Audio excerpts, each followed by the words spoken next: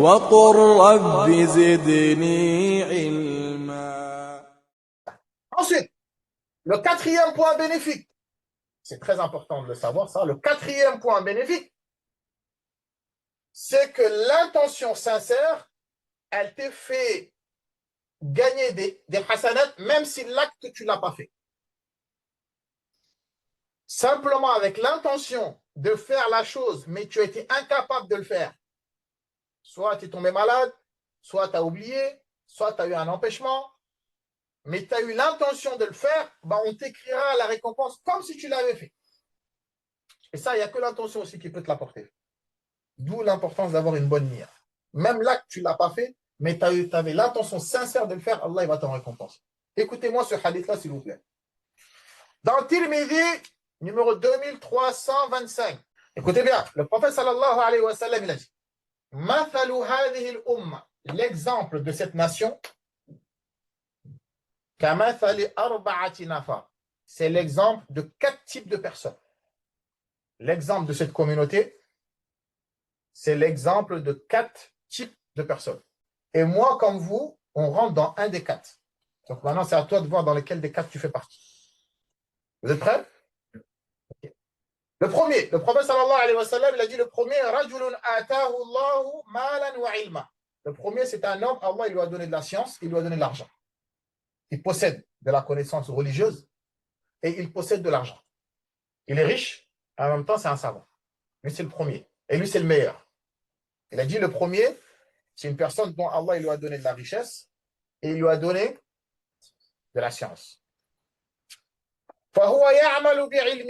Il met en pratique sa science.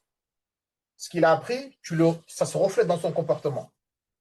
Il met en pratique ce qu'il a appris, il transmet aussi, et dans son argent, il le dépense à bon escient. Il paye la zakat, il prend soin de sa femme, ses enfants, sa famille, il donne aux pauvres, il fait des œuvres, des œuvres caritatives, etc. Donc, sa science, il la met en pratique, et son argent, il l'utilise à bon escient. Celui-là, là, c'est le meilleur. C'est clair le premier ou pas? Le deuxième, le prophète sallallahu alayhi wa sallam a dit le deuxième, Allah il lui a donné de la science, mais il ne lui a pas donné de richesse. Il a de la connaissance, mais il n'est pas riche. D'accord? Quand on dit pas riche, ça ne veut pas dire pauvre, absolument. Mais peut-être mais il a ce qui lui suffit, lui et sa famille. Il n'est pas extrêmement riche comme le premier. Vous me suivez ou pas? Il a de la connaissance. Sa connaissance, il la met en pratique. Selon, ça ne veut pas dire aussi quand on dit qu'il a de la science, ça ne veut pas dire que c'est obligatoirement, c'est-à-dire que c'est un grand savant. Chacun avec son niveau de connaissance. Il y en a, ils ont beaucoup, il y en a, ils ont un peu, il y en a, ils ont moyen. Entre guillemets, il a une connaissance et sa connaissance qu'il a, même si c'est un peu, il la met en pratique. Vous avez compris ou pas? Voilà. Le deuxième, lui, il a de la connaissance, ça peut être un grand savant, ça peut être un étudiant, ça peut être moins, il a de la connaissance, il connaît certaines notions, il la met en pratique, mais lui, il n'est pas riche. C'est clair ou pas? Le prophète sallallahu alayhi wa sallam a dit le deuxième là, il a dit Allah, si j'avais de l'argent comme le premier, j'aurais fait la même chose qu'il fait. Le deuxième là, il dit Allah, si tu m'avais donné de l'argent comme le premier, j'aurais fait la même chose qu'il est en train de faire, voire plus. Le prophète sallallahu alayhi wa sallam, il a dit fahuma fil ajri sawa. Ils auront la même récompense, les deux. Pourtant, le deuxième, Younes, il n'a pas sorti un centime. Hein. Mais il a la niya. Il a dit Allah, si j'avais de l'argent comme lui, j'aurais fait comme il fait. Pourtant, il n'a pas fait ça. Mais Allah, il a dit, lui là qui a dit ça et celui qui l'a fait, ils auront la même récompense. Subhanallah. Vous avez compris ça ou pas? La même chose, tu n'as pas de science. Ah, si j'avais de la science comme cher un tel, moi aussi j'aurais prêché, j'aurais fait da'wah, j'aurais fait du khair, mais cette intention, elle est sincère, hein, parce que c'est Allah qui sait. Eh bien, tu auras la même récompense que lui. C'est clair ça ou pas? Donc le premier, il a agi. Ayman Salah. Le premier, il a donné. Le deuxième, il n'a pas donné, mais il avait l'intention que si lui aussi il aurait fait pareil, eh bien lui, on va lui créer la même récompense que le premier. Le troisième, le prophète sallallahu alayhi wa sallam, il a dit, c'est un homme qui a de l'argent, mais il n'a pas de science. Et ça, là, il y en a beaucoup à notre époque. Il a de l'argent. D'accord, Tariq? Mais il n'a pas de science. Le prophète sallallahu alayhi wa sallam, il a dit, lui, il patauge, il fait du n'importe quoi avec son argent. Il gaspille son argent en louant des voitures, en allant à Dubaï, dans les boîtes de nuit, entre guillemets, il se filme à jeter de l'argent, à faire le halal, si on peut dire ça comme ça. Il a de l'argent, mais cet argent-là, si tu n'as pas de la science pour qu'elle te guide comment tu dois l'utiliser, tu peux faire du n'importe quoi. Donc lui, là, cet argent-là, il ne paye pas la zakat, il ne prend pas soin de ses proches, il ne donne pas aux pauvres, mais lui, c'est que frime. Tout ce qui est haram, il dépense son argent dedans. C'est clair jusqu'à là ou pas? Ça, c'est le troisième.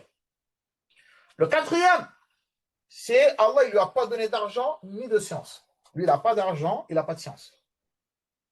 Mais lui, il dit, si j'avais de l'argent comme le troisième, là, j'aurais fait comme lui. Le prophète, il dit, ils auraient le même péché. Moi, certains savants, ils disent que le troisième, là, c'est le pire. Mais moi, pour moi, le quatrième, c'est le pire, lui. Parce qu'au moins, le troisième, lui, il profite un peu. Vous comprenez ou pas? Au moins, le troisième, lui, il profite. Mais le quatrième, toi, tu n'as pas d'argent, tu n'as pas de science, tu ne profites pas, en même temps, tu ramasses des péchés. Mais lui, il est plus perdant, quoi. Et ça, il y en a beaucoup, Blédin. Ouais, si j'avais de l'argent comme tel joueur de foot, ouais, moi aussi, j'aurais pris des jets privés, j'aurais pris des femmes avec moi, j'aurais fait ça, j'aurais fait ça. Toi, tu n'as rien. Là, tu es en train de ramasser des péchés gratuits. C'est un détail minutieux, mais qui fait toute la différence. Dans le hadith, le prophète il a dit, il dit, il a parlé, lui.